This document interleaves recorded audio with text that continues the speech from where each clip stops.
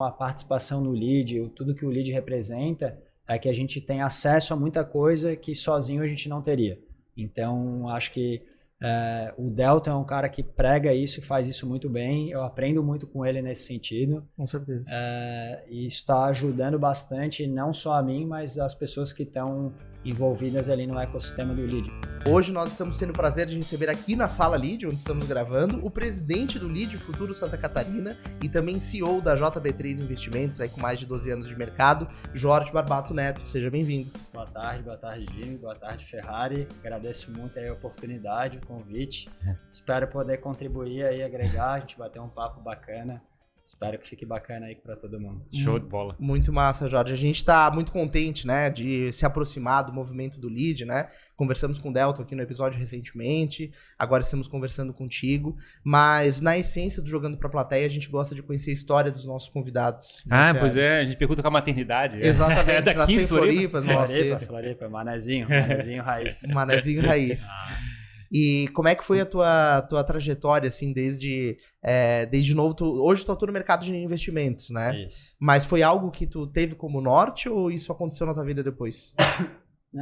É curioso, Jimmy, porque sempre quando eu tô contando um pouquinho dessa história da JB3, da minha carreira, que não é tão longa assim, mas já teve bastante episódios, eu comecei na minha família, não tinha ninguém com experiência no mercado, não tinha nenhum conhecido próximo, só que por algumas experiências familiares, enfim, eu comecei a me interessar muito por isso. A minha família é toda composta por médicos, meu pai é médico, minha irmã, minha mãe é bióloga. Sim. E eu via que eles cuidavam muito bem da saúde das pessoas, né? E eu cresci tendo muito interesse pelo mercado financeiro, bolsa de valores, mas não sabia como seguir nessa carreira. E aí, até por um parente um pouco distante, que mora lá em Curitiba, às vezes pegava o ônibus aqui de Floripa enquanto estava na faculdade, fiz faculdade de economia aqui na UFSC. E de lá para cá eu fui picado pelo mosquitinho ali do mercado e não consegui mais largar. Meu pai sempre falava, Jorge, por que você não vai para a área da saúde, da medicina? Sim. Consigo te ajudar e tal. Não, pai, eu quero cuidar da saúde financeira. Mas você começou a estudar isso já durante o período da faculdade de economia? Isso, até antes um pouco. Antes da faculdade eu já tinha bastante interesse. Já tinha, mas quer fazer investimento em poupança, né? Para deixar o dinheiro aplicado na poupança. É sacanagem. Não, mas enfim, e aí comecei a me interessar bastante. Esse meu parente um pouquinho distante me ajudou muito. Ele tinha uma DTVM, que a gente chama, que é uma distribuidora de títulos e valores, lá em Curitiba. Então eu pegava o ônibus daqui, passava uma semana lá, era como se fosse um tio, assim, né? Era um primo do meu pai, mas ele tinha já seus 60 e poucos, 70 anos, eu bem novo. Fazia estágio lá para... ele era solteirão, ia pro barzinho à noite, ia lá, passava com ele lá e tal. Era bem legal, a experiência muito bacana. Toninho Xerém, um abraço para ele aí. E aprendi muito lá, era um modelo bem diferente do que a gente atua hoje, né? O modelo antigamente era aquilo que a gente está acostumado de... A gente comprava, vendia ações por telefone, falava, poxa, compra lá 1.000 ações da Petrobras a tanto tal, no telefone Balcão era total. Lá, papelzinho, se era compra era verde, se era venda era vermelho. Chegava no final do dia, computava tudo e eu ficava lá só pescando, entendendo o que aquela galera lá fazia, né? A loucura no telefone, todo mundo... E aí, tipo, um monte de gente, tinha uma sala de clientes, uma sala de clientes onde chegava nas 2, 3 da tarde, rolava uma pipoca, o cafezinho lá, tô comprando tal coisa e tal, e aí era um rolo danado. E aí, a partir desse momento que eu tava me inteirando mais, entendendo como eu ia fazer, quando eu comecei a me interessar, a gente fez um projeto familiar, né? Acho que mais ou menos a maioria da galera que trabalha com isso sempre tem um pouquinho de uma história familiar e meu pai é um cara muito organizado. Sim. Meu pai é virginiano como eu ali, então é sempre bem planejado, só que, enfim, o médico não é treinado para isso, claro. Nunca aprendeu sobre finanças, né? E quando eu comecei a entrar nesse universo, pedi a ajuda do meu pai no sentido, vamos fazer um projeto familiar aqui, criar um plano. E nesse planejamento acabou que foi muito bem sucedido. Então, na época, meu pai tinha uma condição bacana ali de de poupança, enfim. A gente bolou um projeto ali para 4 anos e dali derivou que eu comecei a atender familiares, amigos e tal, e dali surgiu a história da JB3. E eu comecei a JB3 sem ainda ter a parceria com a XP, eu nem sabia como eu iria atender os clientes ainda, né? Porque o mercado ainda tinha um outro estágio, não é como está hoje, né? E eu tinha muita dúvida, como é que eu ia cobrar, se era uma consultoria, se não era, como é que eu ajudava o cliente a cuidar melhor das suas finanças. Porque né? basicamente o cliente, ele investia com você fazia a gestão ali do capital investido, mas ainda era uma maneira de um pouco, não muito artesanal isso, né? A maneira de ser remunerado, etc. Isso. Então era muito dessa forma. E aí na época, nessas visitas lá em Curitiba, tinha uma empresa chamada XP que estava despontando no mercado. E a XP estava num namoro já há algum tempo com esse meu parente, só que a XP ela não tinha a robustez que ela tem hoje como líder no mercado de corretoras, né, independentes. E nesse momento a XP estava investindo forte ali para tentar virar a chave. Esse meu parente ele operava por outra corretora.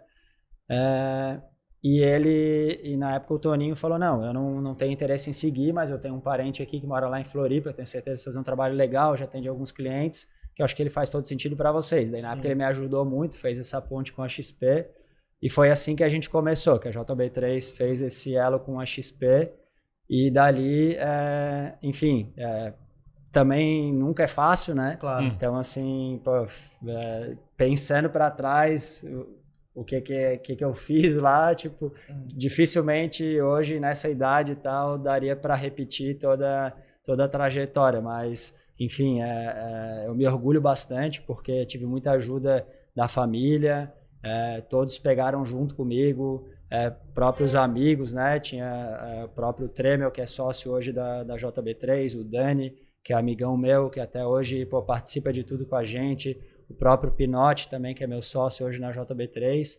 Nós 4 meio que começamos ali a empresa. Que massa. E lá na época, né, acho que todo mundo que tem essa oportunidade valoriza muito isso. Eu tive muito patrocínio, então os 2 primeiros anos, 3, meu pai chegava, o escritório era anexo à clínica dele.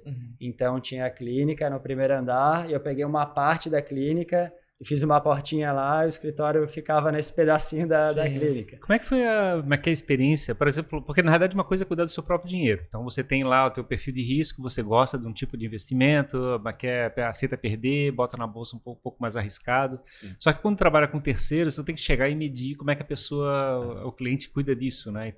É uma boa pergunta, Ferrari, porque um pouquinho antes de começar a JB3, a gente teve a crise de 2008, né, do subprime americano e tal. E então eu como cliente, como investidor, eu senti aquilo na pele. Então aquilo machuca muito. Então acho que eu fui criando casca a partir dali, com a minha grana da família, enfim. Então a partir do momento que eu comecei realmente a atuar, atender terceiros, né, atender outras pessoas e prestar esse serviço, lógico, ainda muito sem qualquer experiência, né? Mas já tinha vivido ali uma crise que foi bem forte ali, né? Foi bem importante aquele momento ali de 2008. E então aquilo, eu também acho que pelo meu perfil, eu nunca fui um cara, acho que é muito diferente a gente falar de um bom comercial e um bom vendedor, né? Eu nunca tive o perfil vendedor, de palestrante, poxa, compra essa caneta aqui porque ela funciona dessa forma, ela escreve com 3 cores diferentes, enfim, nunca foi o meu perfil. Então, eu muito jovem ainda, com 25 anos, começando nesse negócio, eu botei na minha cabeça que eu precisava construir o meu caminho. Não significava que eu, não sendo um bom vendedor, eu não poderia ser um bom comercial e atingir meus objetivos. Então, eu me concentrei muito naquilo que eram minhas principais habilidades. Então, eu sempre fui um cara muito responsável, eu buscava muito alcançar a confiança dos clientes. Eu acho que aqueles clientes que a gente começou junto lá em 2010, 2011, a maioria deles são os nossos clientes até hoje. Então, a JB3, a partir dali, ela cresceu muito por indicação. Sim. Então, a gente nunca foi de estar na mídia, disso, daquilo. Então, hoje a gente já atende mais de 3 mil clientes, somos 70 colaboradores. E a gente já cuida de aproximadamente 2 bilhões de reais, né? Isso é muito maior do que bancos, alguns bancos, etc. Então, eu me concentrei muito naquelas minhas habilidades. Então, tomei lá 200, 300 nãos no começo, sem experiência, o mercado era diferente. A gente vivia um cenário parecido com agora, com taxa de juros muito alta. Então, o cliente que estava lá no Banco do Brasil, o que ele mudaria para uma empresa que estava recém despontando, que era a XP? Não tinha motivo tão forte para isso. A JB3, o Jorge nunca teve experiência alguma com aquilo. Enfim, um menino que estava começando, com um pouco de insegurança ainda. Então, eu tomei trocentos nãos, mas como eu era muito apaixonado por aquilo que eu fazia... Mas no Brasil, então era título capitalização, tinha que fazer o cara tirar os títulos capitalização. Não, até tinha na época, tinha uma aplicação que era muito boa, que era uma LCA, que era imbatível. Então, os clientes que tinham um patrimônio um pouquinho maior, eles conseguiam uma rentabilidade excelente ali na LCA, então... Incentivo, não tem custo, difícil, né? Era difícil a gente fazer essas captações, até nem muito pelo produto em si, né? Mas muito pela questão da mudança e de realmente confiar que aquela... Enfim, a gente já teve alguns episódios, né? Até hoje isso acontece. Semana passada eu recebi até uma mensagem de um conhecido falando: poxa, já ouviu falar dessa empresa aqui? Os caras prometem aqui rentabilidade, não sei das quantas e tal. Pô, a gente, ao longo desses anos, a gente já viu trocentas vezes isso acontecer. Então... por qualquer descuido surge uma pirâmide daqui, outra dali, a galera prometendo rentabilidade, acaba atrapalhando muito o nosso trabalho, mas também ao mesmo tempo fortalece, trazer essa questão da confiança. Mas esses aí, por exemplo, são perfis de renda fixa, são rendas mais conservadoras, né? Vamos dizer assim, que digamos uma bolsa é uma ação de empresa, né? Desculpa, Ferrari, tu dizes o que é esse? O perfil de risco, vamos dizer assim, de quem está fazendo investimento, você pegar uma letra de crédito, coisa parecida, teoricamente elas são mais renda fixa, mais estável, teoricamente, a rentabilidade. Isso, é que dentro da nossa empresa, hoje esses 3 mil clientes, a gente tem clientes de diversos perfis, né? Então vai ter o cliente mais arrojado, mais conservador, a gente tem cliente pessoa jurídica, pessoa física. Então, o nosso papel lá hoje é 70 pessoas. A gente tem o nosso time lá que faz o atendimento na ponta final, a gente tem as áreas de suporte que a gente chama, então a gente tem uma mesa de ações, a gente tem uma área só específica de empresa, a gente tem uma área de seguros, a gente tem as nossas unidades, né, as filiais, e a gente inclusive tem uma gestora de recursos própria, né, onde a gente tem uma área de planejamento financeiro, planejamento patrimonial, que ali eu vejo que é onde a gente tem um diferencial muito grande, porque hoje ficou já um negócio mais comum, né, no nosso dia a dia. Hoje acredito que todos nós aqui ouvimos falar com frequência da XP, de um escritório, de um assessor de investimentos, né, diferente daquela época.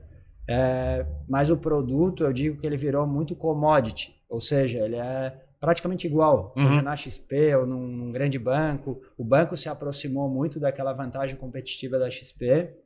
Muita coisa dos produtos estão tudo disponíveis na B3 agora, para ETF, coisa parecida, fica muito mais fácil de fazer as operações. Essa relação de confiança que você fala, né? Muitos dos seus clientes têm um patrimônio de uma vida inteira construído ali, sendo gerido, né? Isso é uma responsabilidade bastante grande. E eu achei legal que o que te moveu foi construir a saúde financeira das pessoas, né? Por vir de uma família que cuidava da saúde das pessoas. Você, nessa tua trajetória, né, com a JB3, você tem visto cada vez mais pessoas saberem trabalhar melhor com o seu dinheiro, conquistar uma liberdade financeira? Isso mudou na tua visão, assim, no mercado? Então, Jimmy, assim... Na teoria é algo muito simples, né? Claro. Quando a gente conversa, assim, a gente fala, poupar, né? Acho que a premissa básica ali, não existe mágica, então a gente não... Às vezes chega o cliente e pergunta, poxa, quero que você multiplique meu dinheiro. Poxa, não é assim. Existe todo um plano. Existe todo um plano e acho que a grande mágica da situação é a gente realmente ter consistência, pensar no longo prazo, começar o quanto antes, não deixar isso para depois, enfim. Então, essa questão da saúde financeira, eu vejo que as pessoas têm se interessado muito mais. Hoje em dia existe muito mais conteúdo, conhecimento, a gente trabalha bastante nisso, né? A gente tem um blog chamado Finanças Inteligentes. Legal. E aí a gente trabalha muito, não adianta só a gente atender o nosso cliente na questão da alocação desse recurso, né? Enfim, o cliente tem lá R$1 milhão, poxa, aplica 100 mil em renda fixa, 200 mil na bolsa, enfim, não basta isso, né? A gente, no nosso atendimento, no relacionamento que a gente desenvolve com o cliente, a gente precisa muito fazer esse processo educacional. Então, o cliente precisa ter muito essa relação de confiança na gente, entender que a gente está orientando ele da melhor maneira possível. Então, conquistar essa confiança nessa relação com o cliente é onde eu acho que a gente consegue agregar mais valor. Porque, como eu falei para vocês, o produto é muito parecido hoje. Então, por que a pessoa vai deixar de estar no Banco do Brasil para estar na JB3 Sim. ou para estar no Bradesco? É meio commodity, assim. Né? Exato, porque o atendimento é diferente. Porque o meu relacionamento, eu tenho certeza que aquilo que o Jorge ou todo o time da JB3 está fazendo comigo é o que eles fariam para eles mesmos. Então, acho que esse é o nosso lema lá na JB3. A gente realmente, que deveria ser de todas as empresas, né? Mas, enfim, a gente sabe que nem muitas vezes é assim. A gente realmente só vende aquilo que a gente compra. Então, poxa, tem lá alguns produtos, enfim, tem coisas legais, coisas que não são tão legais, coisas que tem realmente fit com aquele perfil daquele determinado cliente. Então, quando a gente cria essa relação de empatia, onde eu me coloco no lugar do cliente e falo, poxa, eu, Jorge, aqui, você, Jimmy, você compraria esse produto? Sim. Você investiria nessa empresa a longo prazo? Compraria ações? Pô, às vezes o Jimmy fala, não faria para mim. Então, por que o cliente faria se nem eu acredito naquilo? Uhum. Então, no mercado, a gente infelizmente, ainda tem bastante disso, mas eu acho que por isso que a gente também conseguiu ter bastante sucesso aí. Ainda é longe de onde a gente quer chegar, o caminho é longo, mas sendo uma empresa aí nascida aqui em Floripa, para o mercado financeiro, a gente já tem 4 unidades, né? Floripa, São José, Tubarão, no sul do estado aqui, e também Bento Gonçalves, no Rio Grande do Sul. Bacana. Estamos começando a botar o nosso pezinho lá em São Paulo agora. Estamos fazendo o caminho inverso. Legal. Né? Geralmente vai de São Paulo para o resto do Brasil, a gente está de Sim. Floripa pousando em São Paulo. É um desafio chegar e conquistar o coração das pessoas para poder fazer cuidar do dinheiro, né? A gente toma uma decisão uma decisão difícil, né? Você vai chegar e dizer assim, quem é que eu vou confiar, meu futuro, meu potencial de construção do meu futuro. E a minha ideia é ficar com esse relacionamento por longo prazo, né? Então, como é que eu desenvolvo isso? Como é que eu acho essa pessoa? E desse teu ponto, Ferrari, é bacana que assim, a gente até brinca às vezes que nas conversas, às vezes a gente até percebe que a questão da saúde financeira, em alguns casos, né, em algumas conversas, acho que ela às vezes vem até na frente até da própria saúde física, né? Então, enfim, é curioso, mas as pessoas dão muito valor para isso, né? Pelo patrimônio construído, enfim, então a gente tem uma responsabilidade muito grande. Eu acho que ao longo do caminho tem muito desafio, né?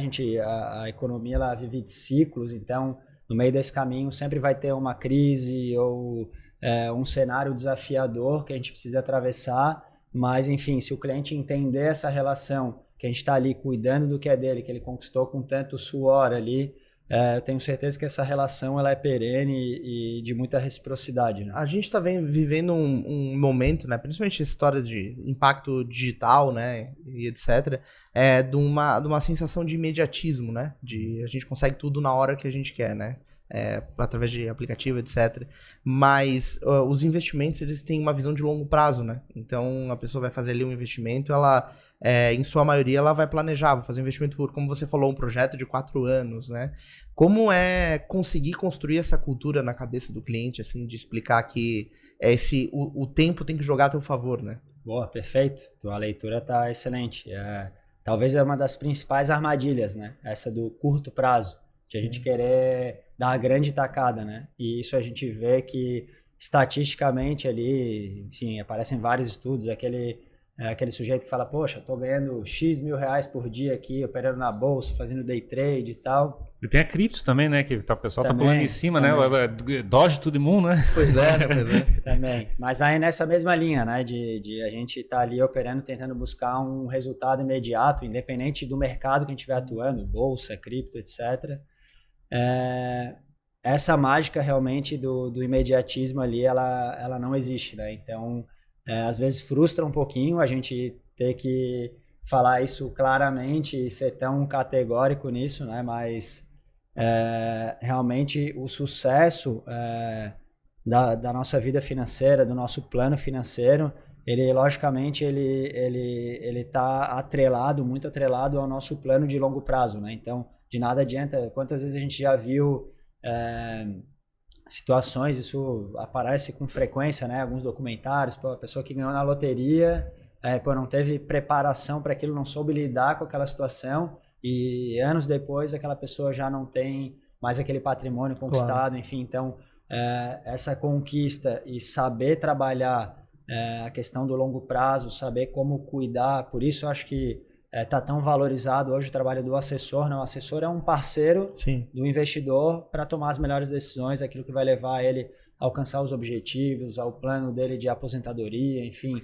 Até porque o status da liberdade financeira, se o patrimônio for bem gerido, ele pode ser perdido, né? Ele pode refluir, então, digamos assim, o recurso ele precisa de cuidado, de atenção, né? Ele não vai continuar gerando o mesmo resultado se ficar no mesmo lugar sempre. E ele não é uma receita de bolo, né? Para mim pode ser uma coisa, para você outra, para o Ferrari outra, enfim.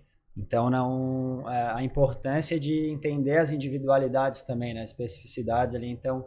Não significa que um plano legal para o Jimmy vai ser o mesmo plano para qualquer outra pessoa. Então, eu acho que é aí que está o legal da coisa, né? Então, sim. É aí que a gente... entra para ajudar. Atua, né? Na tua visão, os teus clientes, assim, de maneira geral, ainda apostam muito no investimento nacional, assim, nas oportunidades que a gente tem aqui, ou esse olhar está muito voltado para fora, para oportunidades em outros mercados? O nosso mercado aqui, a gente tem muita oportunidade ainda, né? A gente, até pouco tempo atrás, isso coisa de, não quero cravar uma data aqui, mas coisa de 5 anos atrás, mais ou menos, a gente não saía de um número de aproximadamente 500 mil investidores na Bolsa. Isso é muito pouco, né? Na época a gente comparava esse número com a população carcerária brasileira, era maior do que essa. Nossa. Investidores que investiam direto na Bolsa. E aí de um tempo para cá, a partir de 5 anos para frente, a gente mudou bastante essa realidade. Hoje já são mais de 5 milhões de investidores na Bolsa diretamente, enfim. Mas assim, pegando o universo que a gente está inserido aqui, que são mais de 200 milhões de brasileiros, né? A gente ainda tem muito a se desenvolver. Quando a gente traz essa realidade para os Estados Unidos, isso mais de 60% da população aplica diretamente em ações, né? Hoje, o filho do americano, ele nasce, os pais, os parentes, eles compram ações. Sim. Aqui a gente ainda está um pouco distante disso, mas eu vejo que o caminho é bem promissor. Muitas empresas bacanas entraram recentemente na Bolsa. Enfim, acho que esse desenvolvimento da nossa economia, a gente ainda precisa bastante coisa, né? Mas aproximar o mercado de capitais, que enfim, as empresas poderem acessar o mercado como um todo, ali, a Bolsa de Valores, vai ajudar a economia como um todo. Assim. Então, acho que a gente tem muita oportunidade ainda pela frente. Muita empresa que já poderia estar na Bolsa ainda não está pela falta de conhecimento, falta de acesso. Então, acho que o nosso papel também como assessor de investimento está ajudando tanto a unir essas duas pontas, né? A empresa buscar recursos de forma mais barata, que é isso que o mercado de capitais permite, e os investidores também ter bons investimentos, investir em empresas promissoras, enfim, aproximar essas duas pontas, que eu acho que é o grande desafio aí. A gente tem uma batalha grande aí pela frente, mas estamos no caminho. Tá no caminho para fazer. Fazer o crescimento da Bolsa, né, no sentido de chegar e ter mais empresas de todos os portes, né? Hoje estava um desafio, né, de chegar e fabricar uma nova Bolsa, de tentar trazer empresas de faturamento mais baixo para poder chegar e aumentar a representatividade. A Bolsa brasileira é relativamente pequena ainda, comparado com os modelos americanos, da Europa, tudo. Exato. Sim. Essa conexão do investidor com aonde ele está alocando o recurso dele, né? De saber no que eu estou investindo, como está a empresa onde eu estou investindo. Você vê interesse da maior parte dos clientes nesse sentido? Ou tem algumas pessoas que investem, não quero saber onde é que eu estou investindo, só faz o dinheiro crescer, digamos assim. Aí vai muito naquela linha que eu comentei ainda há pouco, vai muito do perfil, né? Eu acho que não tem o certo ou errado. Eu acho que tem pessoas... Acho que o importante é ter esse autoconhecimento. Tem investidores que eles têm uma capacidade muito bacana de absorver conteúdo e dessa forma, eu acho que esse é o melhor dos mundos, né? Quando a gente mesmo sabe aquilo que a gente está investindo, aonde a gente está pisando, eu acho que isso é o melhor dos mundos. Então, quando o investidor ele tem esse tempo, tem essa habilidade para estudar não só as empresas que ele está comprando ações, mas uma própria renda fixa ou um fundo de investimento, quem é o gestor que está fazendo aquela gestão daquele fundo e por aí vai, esse facilita muito o nosso trabalho, porque a gente realmente trazer informações e trazer a decisão para o cliente, né? Então, quando o cliente ele delega essa missão, é muito mais difícil de ele entender o que se passa, o porquê das coisas. O porquê das coisas. Então, por isso que eu comentei com vocês que a gente tem um processo educacional muito grande. Então, acaba que fica inviável o nosso trabalho quando o cliente ele simplesmente está totalmente alheio daquilo que está acontecendo e diz, não, poxa, eu tenho tanto aqui, investe que eu quero um resultado. Primeiro que a nossa profissão nem permite, né? Tudo é preciso da anuência do investidor. Então, hoje na tecnologia, ali na XP, é tudo via aplicativo, mandamos um push para o aplicativo do cliente, cliente ok e tal, mas sempre existe a autorização do cliente. Então, de nada adianta o cliente autorizar aquilo se ele não entender o que está acontecendo. Então, quando a gente consegue trazer o cliente para a estratégia, para nos ajudar a pensar aquilo que combina mais com ele, poxa, daí é o match perfeito. Assim. Sim, daí facilita o... E o lead? Como é que entrou o lead na tua vida aí? Boa. Eu tenho um amigão meu, Vilfredo Gomes. Vilfredo é o cara que trouxe o lead aí para Santa Catarina, fez um trabalho fenomenal aí, sempre acompanhei o lead por conta do Vilfredo.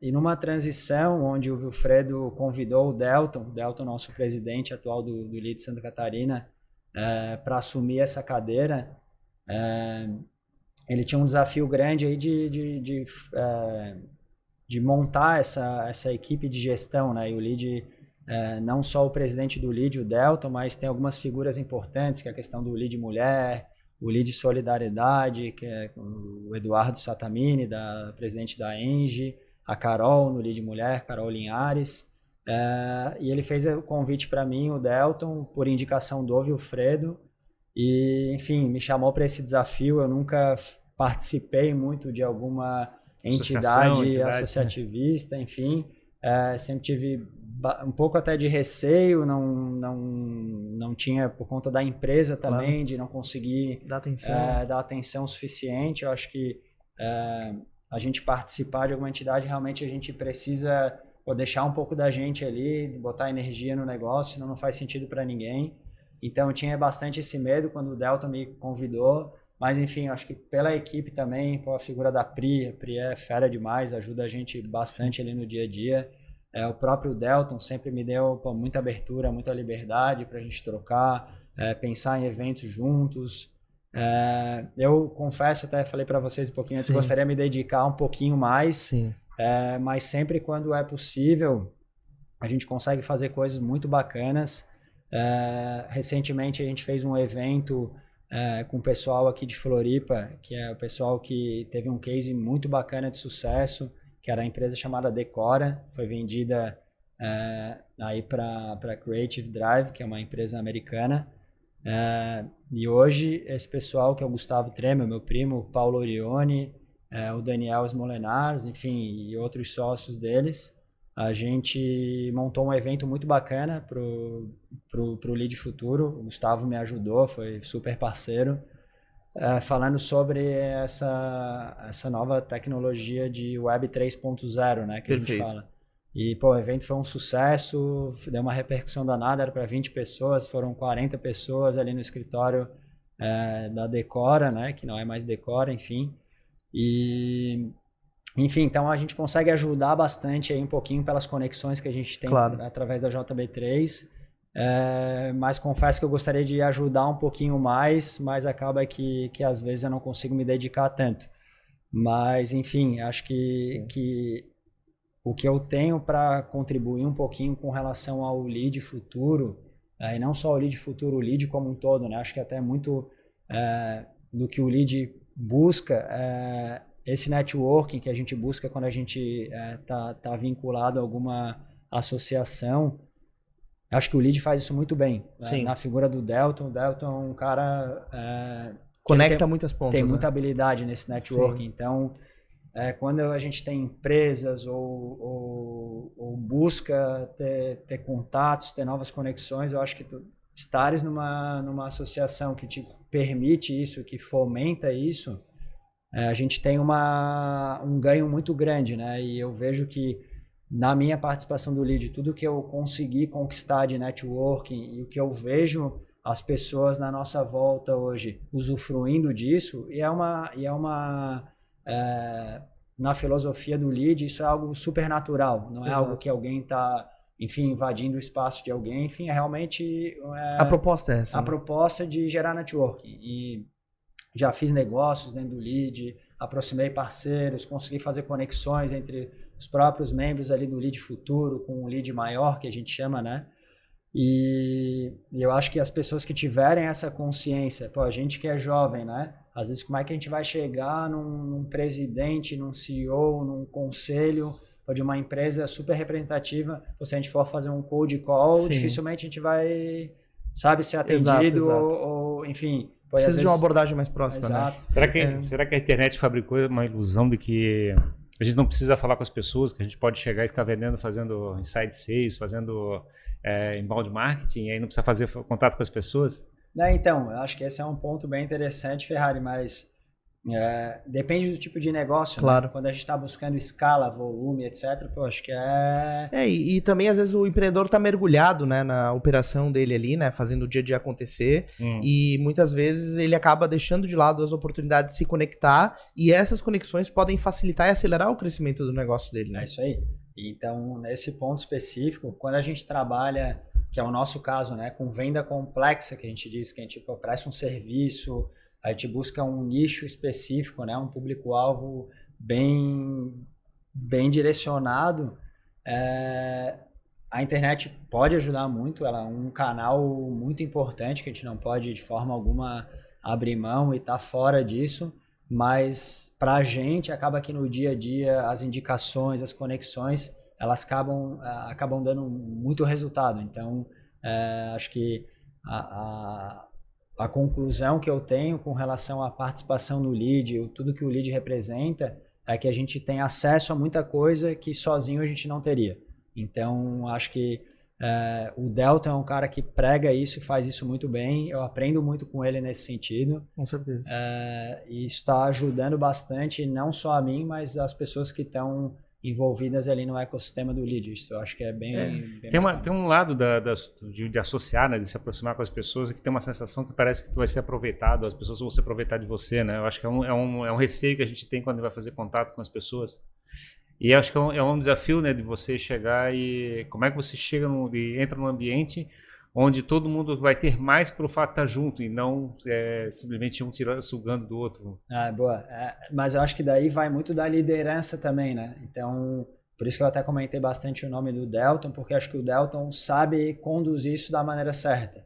Logicamente, tu não pode colocar inúmeras pessoas numa sala e falar, faça um negócio entre vocês. Tipo, exato. Não é isso, mas eu acho que uma articulação é necessária, né? Tem que ter conteúdo, tem que ter, trazer boas palestras, as pessoas certas, saber quem tá entrando nesse grupo, né?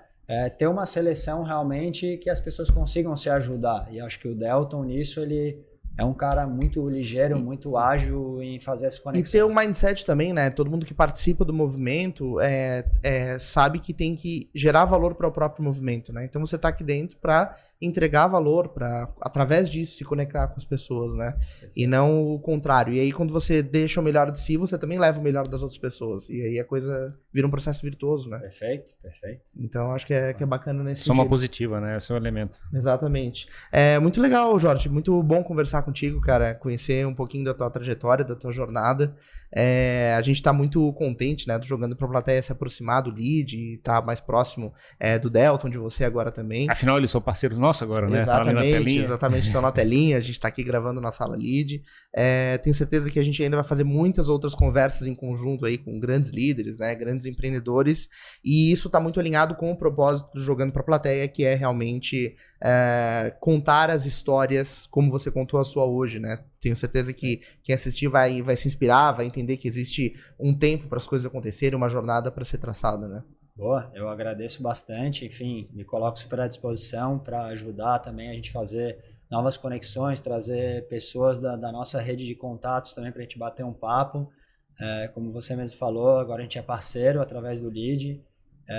Enfim, quem quiser conhecer um pouquinho mais da nossa trajetória, da nossa empresa, a gente aí está numa trajetória muito bacana, a gente tem muito orgulho daquilo que a gente já conquistou até aqui, mas sabe que o caminho é muito 12 longo. anos, né? 12 anos. Mas já é uma grande 12 trajetória. anos, exatamente. Já estamos com uma equipe muito bacana aí. Recentemente a gente teve um reconhecimento da própria XP aí, tivemos um evento em conjunto, a visita do próprio Guilherme Benchimol, recentemente aqui na nossa sede. Que comprova aí toda esse impacto, esse fit aí que a gente tem. Acho que a gente tem aí o melhor parceiro hoje que a gente poderia ter para seguir o nosso propósito, que a gente sempre gosta de frisar nas conversas com os clientes ou em alguma oportunidade, que é promover a melhor experiência do mercado financeiro, né? Seja para o colaborador, seja para o cliente, enfim. Então esse é o nosso propósito como JB3. Acredito que a gente tem feito isso de forma muito positiva pelos resultados que a gente vem colhendo aí ao longo dos últimos anos, e é isso, me colocar à disposição. Legal, as tuas redes sociais, a JB3, o pessoal poder seguir, acompanhar, se conectar. @JB3 Investimentos, B de bola é o número 3, investimentos.com.br, não, JB3 Investimentos. A minha pessoal eu não atuo muito, é mais pessoal mesmo, mas é Jorge Barbato Neto. Tem o blog de vocês, o Finanças Inteligentes. Finanças Inteligentes, @Finanças Inteligentes, e a gente tem a nossa gestora de recursos, que a gente está presente no LinkedIn, chama SPM Investimentos. Legal. Perfeito, então o pessoal vai se conectar lá, vão estar todos os links na descrição desse episódio aqui também. É isso, agradeço bastante. Obrigado, Nós que Jorge. Agradecemos. Obrigado aí pelo teu tempo, pelo papo. Obrigado aos nossos parceiros, né, Ferrari? Ao Lead, novamente, Santa Catarina.